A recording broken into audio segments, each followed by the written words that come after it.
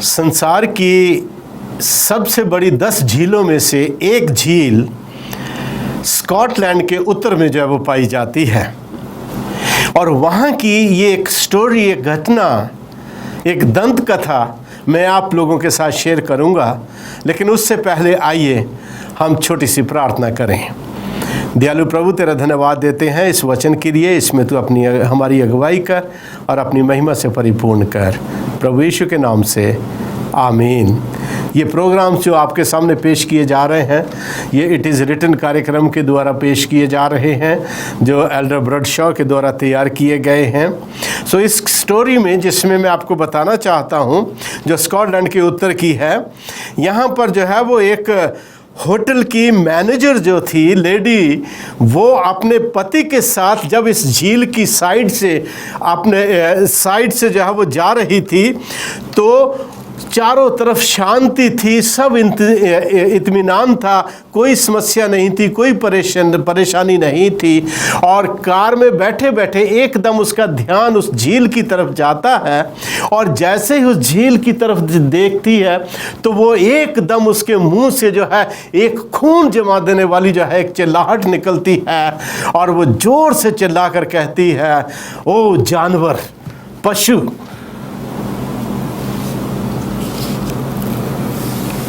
और ये दंत कथा, ये कहानी जो उसी समय से आरंभ हो जाती है, उसी समय से आरंभ हो जाती है। और तब से लेकर अब तक लगभग 1000 लोग जो है इस बात की विटनेस या गवाही दे चुके हैं कि उस झील में कोई ऐसा भयानक जानवर, कोई ऐसा भयानक पशु पाया जाता है। और उसके लिए बहुत खोज की गई है प्रिय भाई बहन।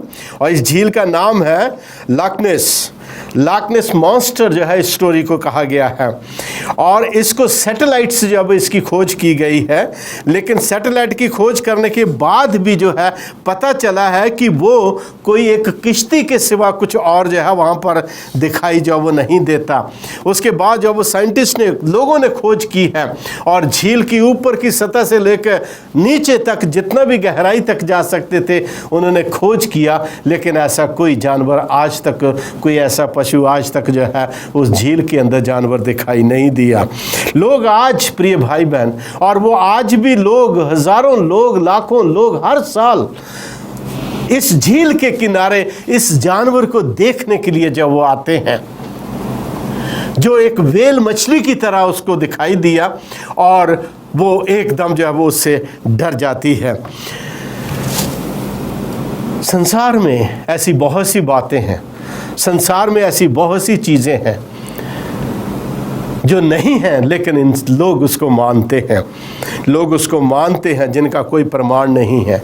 मैं एक मसीही होने के नाते इस बात के ऊपर विश्वास करता हूँ कि स्वर्ग कोई जगह है, कोई स्थान है, कोई आकाश है, कोई पृथ्वी आसमान है कोई। और ये जो मैं कहता हूँ, इसके ऊपर कभी किसी ने आज तक उस स्वर्ग को देखा नहीं है। हमने सिर्फ उसको बाइबल के पेपर्स में हमने उसका घटना उसकी देखी है, और इन बाइबल के पेपर से हमें पता चलता है कि स्वर्ग कोई जगह है। पर क्या हमारे पास ऐसा कोई सबूत है? क्या हमारे पास ऐसा कोई निर्णय है जिससे हमें पता चले कि वाकई में स्वर्ग है, परमेश्वर के घर में प्रभु का भवन कहीं है? हम आइए देखें प्रभु के वचन में हम चलेंगे। यूहन्ना रचित सुसमाचार उसका 6 अध्याय उसके 51वें वर्ष में, जॉन चैप्टर 6 वर्स 51 में प्रभु यीशु मसीह ने कहा है कि मैं जीवन की रोटी हूँ जो स्वर्ग से उतरी। जब प्रभु यीशु मसीह स्वर्ग का वर्णन करते हैं और उसकी वास्तविकता के बारे में बताते हैं, तो मसीही होने के नाते ये ज़रूरी हो जाता है कि मैं भी उसकी वास्तविकता के ऊपर विश्वास करूं। यूहन्ना 14, जॉन चैप्टर 14 वर्स 1 to 3, 14 की 1 से 3 में लिखता है, प्रभु यीशु मसीह ने कहा, तुम्हारा मन न घबराए, तुम परमेश्वर पर विश्वास रखते हो, मुझ पर भी रखो। मेरे पिता के घर में बहुत से रहने के स्थान हैं, यदि ना होते तो मैं तुमसे कह देता, क्योंकि मैं तुम्हारे लिए जगह तैयार करने को जाता हूँ। और यदि मैं जाकर तुम्हारे लिए जगह तैयार करूँ तो फिर आकर तुम्हें अपने यहाँ ले जाऊँगा, कि जहाँ मैं रहूँ वहाँ तुम भी रह सको। ये प्रभु यीशु मसीह का वो महान प्रॉमिस है प्रिय भाई बहन। जब वो इस संसार से गया और अपने शिष्यों के साथ वो वादा करके गया कि मैं जाता हूँ तुम्हारे लिए जगह तैयार करने के लिए।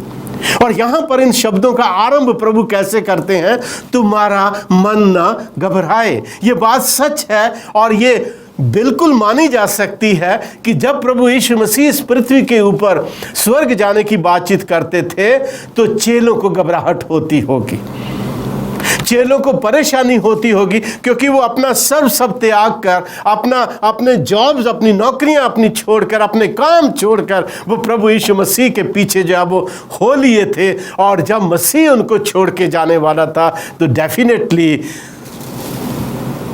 वो उनकी घबराहट का कारण हो सकता था। तो प्रभु यीशु मसीह ने उनको दिलासा देने के लिए, उनको तसल्ली देने के लिए प्रभु यीशु मसीह ने उनसे कहा कि तुम्हारा मन ना घबराए, मैं जाता हूँ पिता के घर में, फिर दोबारा आऊँगा और वहाँ जगह तैयार करके, ताकि जहाँ मैं रहूँ वहाँ तुम भी मेरे साथ रह सको। मेरे प्रिय भाई बहन, आज ये संसार व्याकुल है, आज ये संसार जो वो स्ट्रगल में है, आज संसार जिंदगी के संघर्ष में है और इस कोशिश में है कि कहीं उसको शांति, कहीं उसको जीवन, कहीं उसको आनंद, कहीं उसको खुशी मिल सके और वो एक सच्ची दुनिया की शांति को प्राप्त कर सके। लेकिन प्रिय भाई बहन, जब तक हम इस संसार में रहते हैं, जब तक ये संसार गुनाहों और पापों में डूबा हुआ है, जब तक ये संसार स्वार्थ में है, जब तक ये संसार जो है वो इंसान की अपनी अभिलाषाओं, इच्छाओं और ख्वाहिशों के अनुसार चल रहा है, प्रिय भाई बहन, शांति हो नहीं सकती, शांति हो नहीं सकती। प्रभु यीशु मसीह बहुत अच्छी तरह से जानते थे कि मेरे जाने के बाद चेलों के लिए जब वो कठिन समय आएंगे, उनको जहाँ बड़ी मुसीबतों का सामना करना पड़ेगा, उनको बड़ी सताहट का उसको झेलना पड़ेगा, उनको जहाँ वो मौत के घाट भी उतारा जाएगा। सब कुछ जानते हुए प्रभु यीशु मसीह ने उनसे कहा था कि तुम व्याकुल ना हो, तुम घबराओ नहीं, मैं तुम्हारे साथ हूँ, मैं फिर आऊँगा, तुम्हें अपने साथ ले जाऊँगा, ताकि जहाँ मैं रहूँ वहाँ तुम भी मेरे साथ रह सको। प्रिय भाई बहन, ये सुंदर संसार जो प्रभु ने बनाया था एक दिन, बहुत ही खूबसूरत, बहुत ही ब्यूटीफुल ये संसार प्रभु ने बनाया, लेकिन इस संसार को, ये संसार ज़्यादा देर तक जो वो नहीं चल सका और उसके बाद हम देखते हैं कि इसमें पाप का जब वो प्रवेश जब हो जाता है। हमारे पहले माता पिता जिनको परमेश्वर ने आज्ञा दी थी कि तुम जो है ये अपराध ना करना, तुम जो है वो पाप ना करना, वो पाप कर बैठते हैं, हिमाकत कर लेते हैं उस चीज़ की, और गुनाह, बुराई, पाप इस दुनिया में सम्मिलित हो जाता है प्रिय भाई बहन। और जब पाप इस संसार में आ जाता है तब हम देखते हैं कि संसार में बीमारियां, दुख, संकट, बुराई, दुश्मनी, हेट, घृणा, नफरत सब इस संसार में बहुत आज से पाई जाती है। और जितना अधिक मनुष्य इस संसार में बुराई में, पाप में, घृणा में, नफरत में, एक दूसरे को धोखा देने में जितना ज़्यादा लगा रहता है, उतना अधिक ये संसार बुराइयों में डूबता चला जाता है। एक व्यक्ति हॉस्पिटल में पड़ा हुआ था और वो, उसको कैंसर की बीमारी थी और वह जिंदगी और मौत के बीच में संघर्ष कर रहा था।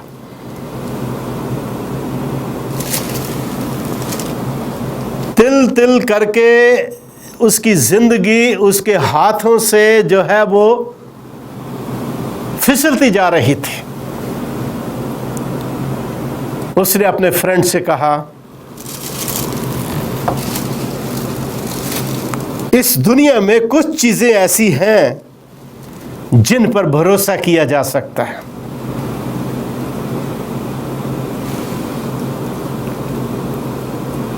और उनमें से पहली चीज यह है कि हम परमेश्वर के ऊपर विश्वास रखें, भरोसा रखें, विश्वास रखें। और दूसरी बात यह है कि प्रभु यीशु मसीह पापियों के लिए इस संसार में आकर मनुष्य बनकर मरा।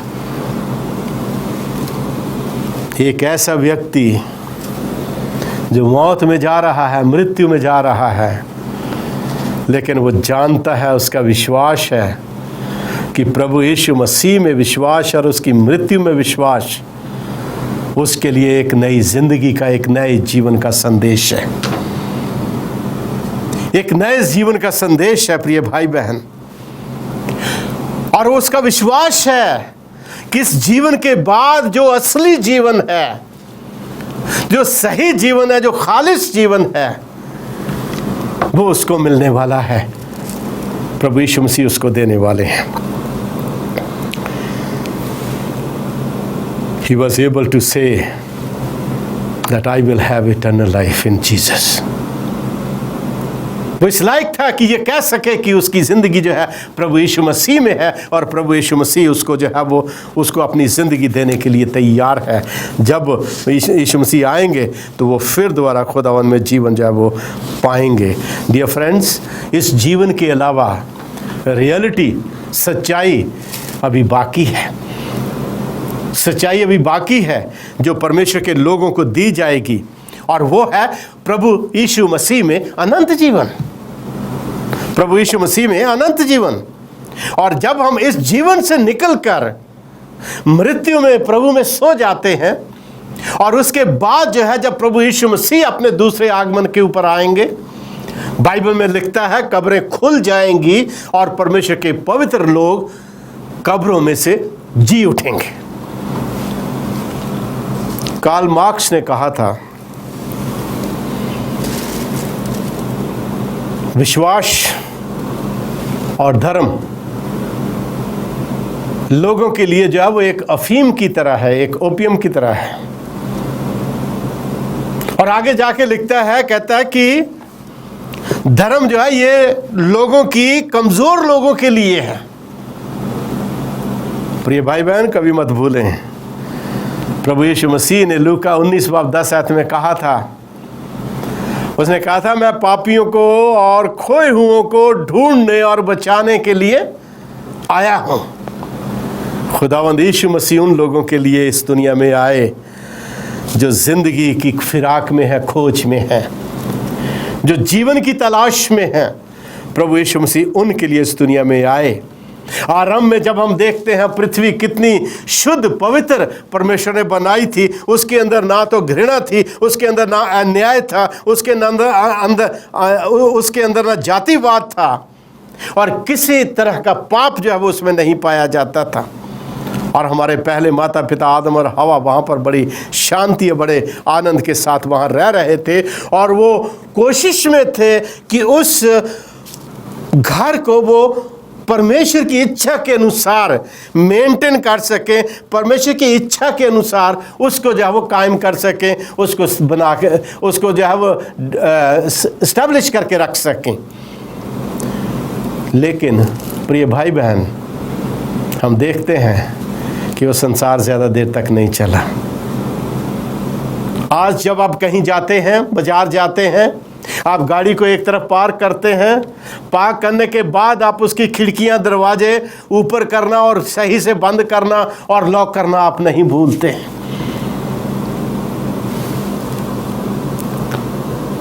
जब अपने घर से निकलते हैं, घर के ऊपर ताला लगाना नहीं भूलते हैं, और यदि भूल भी जाते हैं तो अपनी उसको बहुत बड़ी भूल उसको कहते हैं। आज इस संसार में यह हालत है प्रिय भाई बहन। गुनाह, पाप, विरोध, नफरत, घृणा, पाप, उसने इस संसार की ये हालत कर दी है कि आज हमें ताले लगाने पड़ते हैं, सुरक्षा के ऊपर ध्यान देना पड़ता है। और जितना ज़्यादा हम सुरक्षा के ऊपर ध्यान देते, उतना ही अधिक हमें महसूस कर सकते हैं कि ये दुनिया जिसमें हम रह रहे हैं ये किस तरीके की दुनिया है। परमेश्वर स्वर्ग में है।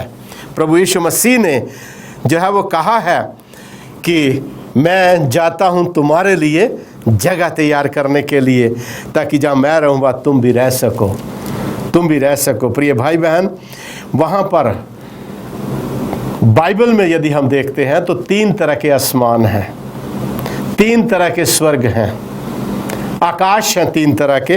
पहला आकाश ये है जहाँ पर ये पक्षी उड़ते हैं, घूमते, हम कहते ना अरे आकाश में पक्षी उड़ रहे हैं। दूसरा जो वो स्टारी हेवन है, स्टार जिसमें तारे पाए जाते हैं। प्रभु यीशु परमेश्वर ने जो है इब्राहिम से कहा था कि हे इब्राहिम, मैं तेरी संतान को जो है आकाश के तारों की मानद जो है वो बढ़ाऊंगा और समुद्र के रेत के किनकों की तरह तुम्हें मैं तेरी संतान को बढ़ाऊंगा। और तीसरा आसमान जो है प्रिय भाई बहन, उसका वर्णन जो है मत्ती रचित सुसमाचार मैथ्यू चैप्टर 5 वर्स 16 में प्रभु यीशु मसीह कहते हैं, उसी प्रकार तुम्हारा उजाला मनुष्यों के सामने चमके कि वे तुम्हारे भले कामों को देखकर तुम्हारे पिता की जो स्वर्ग में है बढ़ाई करें। मेरे प्रिय भाई बहन, आज हम उस स्वर्ग के विषय में बातचीत कर रहे हैं, उस स्वर्ग के विषय में हम बातचीत कर रहे हैं। और स्वर्ग के विषय में हमारा खास विषय ये है कि जितना भी हम ज़्यादा से ज़्यादा, जितना भी हम अपनी सोच को ऊंचे से ऊंचा बना सकते हैं, उससे कहीं ज़्यादा सुंदर, कहीं ज़्यादा अच्छा और कहीं ज़्यादा भला स्वर्ग होगा, जहाँ परमेश्वर के लोग जो है वो वास करेंगे, यहाँ परमेश्वर के लोग रहेंगे। प्रभु का वचन जो है हमें बताता है प्रिय भाई बहन कि हम उसके ऊपर भरोसा रखें, विश्वास रखें। पौलुस संत पौल जो है पहला थिस्सलुनीकियों 4 बाब उसकी 16-17 आयत में उस स्वर्ग के विषय में बयान करता है, जहाँ प्रभु यीशु मसीह इस समय वर्तमान में है, जहाँ प्रभु यीशु मसीह इस समय जो है वो अपना महान कार्य जो वो कर रहे हैं और अपने पवित्र लोगों के लिए अपने वायदे के अनुसार जगह तैयार कर रहे हैं। यहाँ लिखता है, क्योंकि प्रभु आप ही फिर दोबारा उसी स्वर्ग से वापस आएगा, उस समय ललकार और प्रधान दूत का शब्द सुनाई देगा और परमेश्वर की तुरी फूंकी जाएगी और जो यीशु मसीह में मरे हैं वे पहले जी उठेंगे। तब हम जो जीवित और बचे रहेंगे उनके साथ बादलों पर उठा लिए जाएंगे कि हवा में प्रभु से मिलें और इस रीति से हम सदा प्रभु के साथ रहेंगे। My dear friends, you are going to live with good Lord Jesus Christ in heaven. आप प्रभु यीशु मसीह में स्वर्ग में, प्रभु यीशु मसीह के साथ स्वर्ग में जो है वो रहने के लिए जा रहे हैं। पवित्र शास्त्र वचन लिखता है कि जब वो आएगा तो हम बादलों के ऊपर इस्तकबाल करेंगे। जितने भी पवित्र लोग मरे हैं वो जी उठेंगे, जितने जिंदा होंगे वो प्रभु में बदल जाएंगे। प्रिय भाई बहन, कितना अद्भुत, कितना अनोखा पुनर्मिलन होगा। हम अपने प्रियजनों से जो मौत के आगोश में चले गए, जो हमको मृत्यु के कारण छोड़कर चले गए, हम अपने उन प्रियजनों को बादलों के ऊपर मिलेंगे। What a great promise, what a great love of God my dear friends. कितना अद्भुत उसका प्यार है, कितनी अद्भुत उसकी करुणा है। आप थोड़ी देर जो है वो बैठकर इसके ऊपर कल्पना कीजिए कि आपके माता पिता बाप दादे, जिनको आप बहुत पहले जो है वो मौत के कारण आपसे वो दूर हो चुके हैं, वो आपको बादलों के ऊपर मिलेंगे प्रभु यीशु मसीह के विश्वास में। कैसा अद्भुत वो नज़ारा होगा प्रिय भाई बहन, शायद उसका वर्णन हम अपने संसारिक शब्दों में नहीं कर सकते हैं।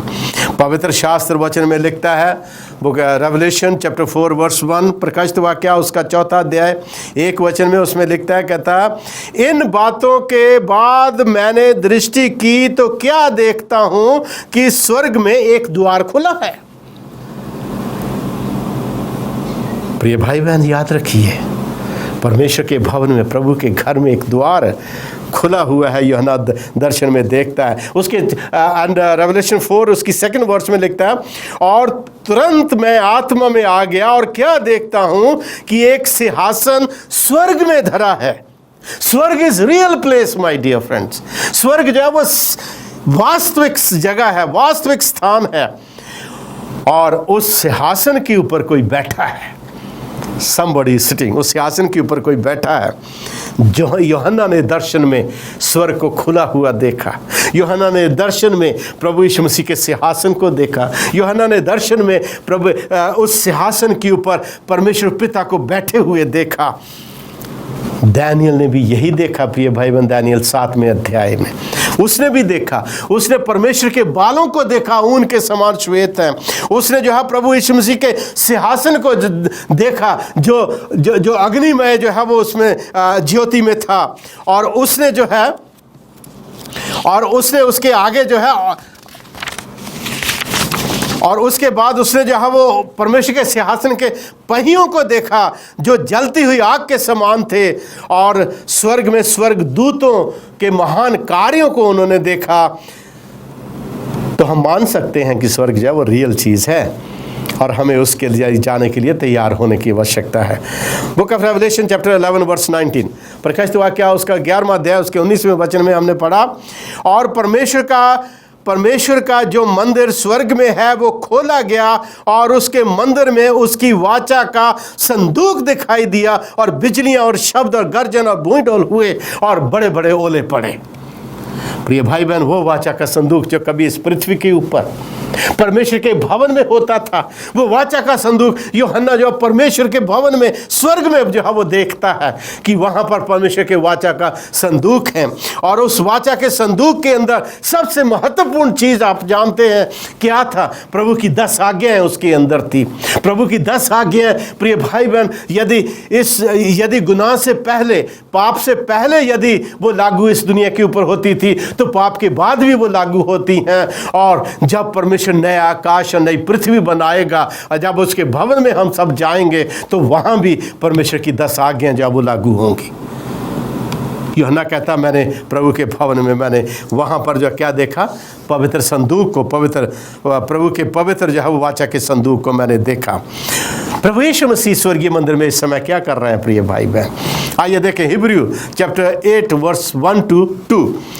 Hebrew chapter 8 verse 1 to 2। अब जो बातें हम कह रहे हैं उनमें से सबसे बड़ी बात यह है कि हमारा ऐसा महायाजक है जो स्वर्ग पर महामहिमन के सिंहासन के दाहिनी ओर जा बैठा। यहाँ पर पौलुस जो है इस चीज़ का जिक्र करता है, वर्णन करता है कि हमारा एक महायाजक है जो स्वर्गीय भवन में, स्वर्ग में परमेश्वर के जो महामहिमन है उसके दाहिनी ओर जाकर वो जो है वो क्या हो गया है? बैठ गया। और 2nd वर्स सेज, और पवित्र स्थान और उस सच्चे तंबू का वो सेवक हुआ है जिसे किसी मनुष्य ने नहीं, वरन प्रभु ने स्वयं उसको जो वो खड़ा किया, उसको बनाया है। स्वर्ग हमारे लिए प्रिय भाई बहन एक वास्तविक प्लेस है, और प्रभु यीशु मसीह हमारे लिए वहाँ पर जो है एक वकील का, एक एडवोकेट का काम जो है वो कर रहे हैं। और वो ऐसा वकील है जो कभी अपने केस को खोता नहीं है, और जो प्रभु यीशु मसीह के ऊपर विश्वास रख के अपने जीवन को प्रभु यीशु मसीह को सौंप देते हैं। प्रिय भाई बहन, उनकी जिंदगी का मालिक प्रभु यीशु मसीह हो जाता है। ना सिर्फ पवित्र शास्त्र बाइबल में स्वर्ग का वर्णन है जहां परमेश्वर का सिंहासन है, बल्कि उससे आगे भी हम सोच सकते हैं। देखिए क्या लिखता है दूसरा पत्र 2 पीटर वर्स 3:13, पर उसकी प्रतिज्ञा के अनुसार हम एक नए आकाश और एक नई पृथ्वी की आस देखते हैं जिनमें धार्मिकता वास करेगी।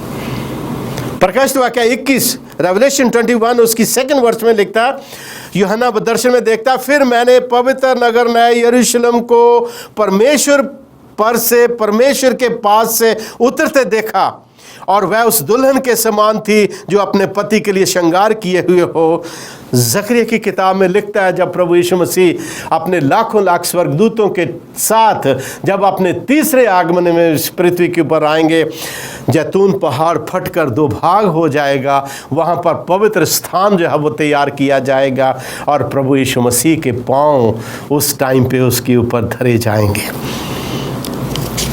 प्रिय भाई बहन, याद रखिए, स्वर्ग इज़ अ रियल प्लेस। स्वर्ग is a real place and Jesus is gone to prepare place for you. प्रभु यीशु मसीह आपके लिए वहाँ पर जगह तैयार करने के लिए गए हैं। इस पृथ्वी को परमेश्वर जो है वो फिर दोबारा क्या करेगा, नया बना देगा और इसको पाप से मुक्त कर देगा। और जब ये पाप से मुक्त हो जाएगा तो पवित्र शास्त्र बाइबल में लिखता है, प्रकाशित वाक्य रेवलेशन चैप्टर 22 उसकी 1 और 2 वर्स में, उसमें कहता है कि यही पृथ्वी जो है पूरे ब्रह्मांड की जो है वो क्या होगी, राजधानी होगी। प्रिय भाई,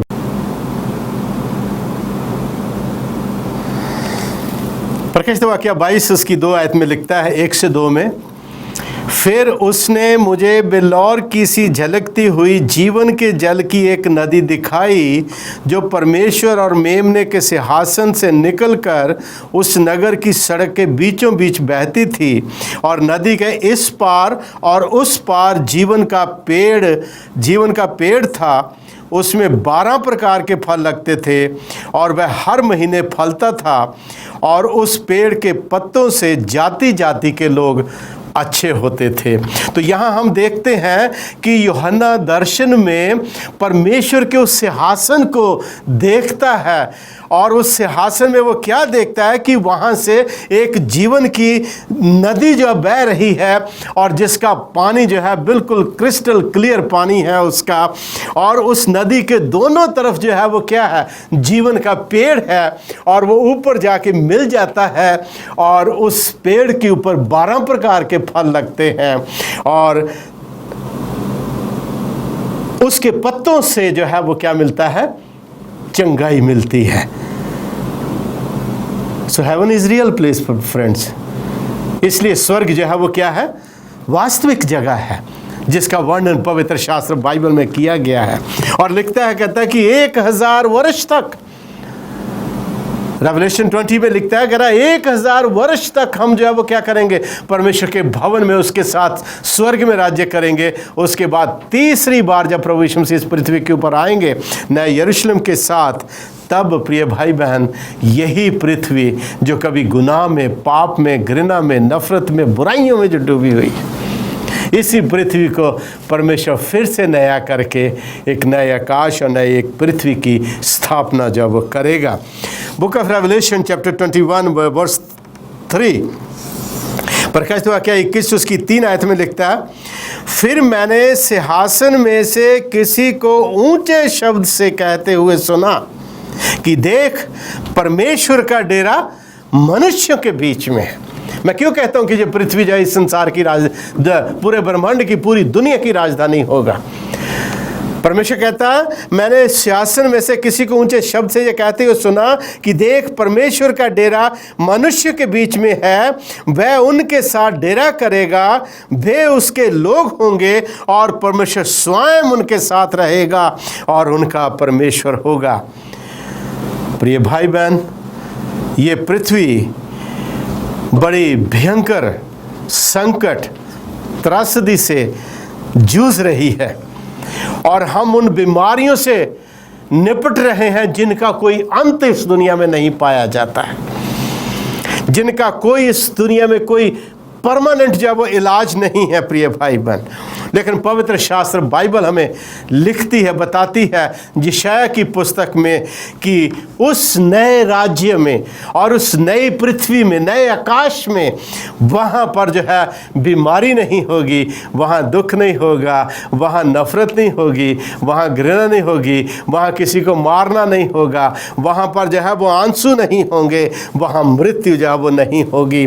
बीमार जो है उनको दवाइयों की ज़रूरत नहीं पड़ेगी, वहाँ हॉस्पिटल्स की ज़रूरत नहीं पड़ेगी, वहाँ पुलिस स्टेशन की ज़रूरत नहीं पड़ेगी, वहाँ जो है वो डॉक्टरों की ज़रूरत नहीं पड़ेगी, वहाँ जो है वो किसी भी इस संसार की जो है वो आज गुनाह के कारण आज जो हम जो है वो समस्या झेल रहे हैं वो किसी भी रूप में वहाँ पर जो है वो नहीं पाई जाएगी प्रिय भाई बहन।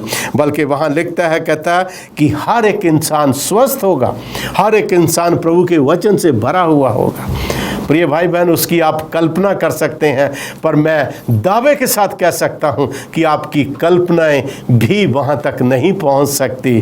परमेश्वर के स्वर्गीय भवन में प्रभु ने आपके लिए इतना आनंद, इतनी खुशी और इतनी महान चीज़ें उसने आपके लिए जो वो रखी हैं, जो मनुष्य के वर्णन से बाहर है। इसलिए आज का हमारा हेडिंग जो है वो यही कहता है, as good as it's gets. जितना भी ज़्यादा इंसान अपने लिए पाने की कोशिश करता, जितना भी ज़्यादा इंसान अपने आप को जो अपनी सोच को पहुंचाना चाहता है, उससे भी कहीं ज़्यादा अच्छा, सुंदर, उससे भी कहीं ज़्यादा रमणीय वो स्वर्ग होगा जो परमेश्वर ने अपने पवित्र लोगों के लिए बनाया है। प्रकाशित वाक्य 21:21, रेवलेशन 21:4 में लिखता है, और वह उनकी आंखों से सब आंसू पोंछ डालेगा, और वो उनकी आंखों से सब आंसू पोंछ डालेगा प्रिय भाई बहन। और इसके बाद फिर ना मृत्यु रहेगी, ना शोक रहेगा, ना विलाप रहेगा, ना पीड़ा रहेगी। पहली बातें हमेशा के लिए ख़त्म हो जाएंगी। Book of revelation chapter 22:5 says, उसमें लिखता है, कहता है, और फिर रात ना होगी और उन्हें दीपक और सूर्य के उजाले का प्रयोजन ना होगा, क्योंकि प्रभु परमेश्वर उन्हें उजाला देगा और वे युगानुयुग राज्य करेंगे। मेरे प्रिय भाई बहन, व्हाट अ ब्यूटीफुल, कितना ग्लोरियस, कितना महिमा युक्त वो परमेश्वर का घर होगा, वो स्वर्ग होगा, जहाँ के लिए प्रभु ने हमसे वादा किया था, मैं जाता हूँ तुम्हारे लिए जगह तैयार करने के लिए, फिर आऊँगा तुम्हें अपने साथ ले जाऊँगा, ताकि जहाँ मैं रहूँगा तुम भी रह सको। प्रिय भाई बहन, क्या आप नहीं चाहेंगे वहाँ पर जाना? क्या आप नहीं चाहेंगे वहाँ पर अपने आप को पाना? क्या ऐसे सुंदर संसार की आप कल्पना नहीं कर रहे अपने लिए? यदि कर रहे हैं तो उसको कैसे प्राप्त किया जा सकता है? इफिशियंस चैप्टर 2:8, इफिसियों की पत्री उसका 2 अध्याय उसके 8वें पद में यहाँ लिखता है, कहता है, उस परमेश्वर के नए आकाश, नई पृथ्वी को, परमेश्वर के स्वर्ग को पाया जा सकता है। लेकिन कैसे? Let's see what efficiency says, क्योंकि विश्वास के द्वारा अनुग्रह ही से तुम्हारा उद्धार हुआ है, और ये तुम्हारी ओर से नहीं वरन परमेश्वर का दान है। प्रिय भाई बहन, उस राज्य को, उस परमेश्वर के घर को, उस प्रभु के स्वर्ग को प्राप्त किया जा सकता है परमेश्वर के उस महान दान को अपने जीवन में प्राप्त करके, जो परमेश्वर ने हमारे ऊपर किया है। Eternal life is gift from God. हमेशा की जिंदगी परमेश्वर की ओर से जो है वो मेरे और आपके लिए वरदान है प्रिय भाई बहन। इसलिए प्रिय मित्र, प्रिय भाई बहन, ध्यान दीजिए, परमेश्वर आपको अनंत जीवन देना चाहता है। आप इसे विश्वास के द्वारा धारण कर सकते हैं। हैव फेथ इन जीसस, खुदा यीशु मसीह में विश्वास करिए और उसके उस मृत्यु के ऊपर विश्वास कीजिए जो उसने हमारे लिए मरा है। और वो लिखता कहता कि वो हमारे तमाम पापों को धोकर हमें शुद्ध करने के लिए विश्वास योग्य और धर्मी है। विश्वास योग्य और धर्मी है। विश्वास के साथ आप स्वर्ग की ओर देखें, स्वर्ग आपका है। परमेश्वर ने आपको बुलाहट भेजी है, हे मेरे लोगों, बोझ से दबे थके और मांदे लोगों, मेरे पास आओ, मैं तुम्हें विश्राम दूंगा। इस संसार की प्रिय भाई बहन दुखों में, परेशानियों में, बीमारियों में से निकलकर परमेश्वर आपको अनंत जीवन देना चाहता है। क्या आप उस स्वर्ग के में सुरक्षित जाना चाहते हैं? Trust and believe in Lord Jesus Christ, he loves you. वो आपको प्यार करते हैं और उनका प्यार हमेशा के लिए आपके लिए है। सो ईश्वर आपके साथ हो, आपकी सहायता करे, ताकि आप जो है प्रभु यीशु मसीह के ऊपर विश्वास करके उसका अनंत जीवन जो है वो प्राप्त कर सकें, और आप प्रभु के आनंद में उस स्वर्ग की, जिसकी हम सिर्फ कल्पना ही कर सकते हैं, आप उस स्वर्ग के हिस्सा हो सकें, भाग हो सकें, और हम सब मिलकर खुदावंद यीशु मसीह के साथ उस हमेशा की ज़िंदगी को प्राप्त कर सकें जो पवित्र शास्त्र बाइबल हमें देने के लिए कह रही है। May God bless each one of you. प्रभु आपको आशीष दे। आइए हम छोटी सी प्रार्थना करेंगे। दयालु प्रभु, तेरा धन्यवाद देते हैं तेरी महान आशीष के लिए, तेरे अनुग्रह के लिए, तेरे प्यार के लिए जो तूने हमसे किया, और उस महान स्वर्ग के लिए प्रभु जो तूने अपने बच्चों के लिए बनाया। और तूने कहा है मैं आऊँगा फिर दोबारा तुम्हें अपने साथ ले जाऊँगा, ताकि जहाँ मैं रहूँ वहाँ तुम भी रह सको। प्रभु हम इंतज़ार में हैं। प्रभु यीशु जल्दी आओ, ताकि हम इस पाप भरे संसार को तेरे साथ छोड़कर तेरे साथ उन पवित्र घरों को जा सकें। प्रभु यीशु के नाम से मांगते हैं, आमीन। मेरे प्रिय भाई बहन, ये सुंदर संदेश जो आप सुनते हैं, सभी मेरे श्रोतागण, मैं आपका सबका जो है वो बहुत बहुत स्वागत और बहुत धन्यवाद करता हूँ, और आशा करता हूँ कि आप इन संदेशों को जो अपने और भी भाई बहनों के साथ बांटिए, शेयर कीजिए, ताकि हो सकता है उनमें से भी किसी को ज़रूरत हो और वो इन वचनों को प्राप्त करके प्रभु के अनंत जीवन में सम्मिलित हो सके। May Lord bless each one of us, आमीन।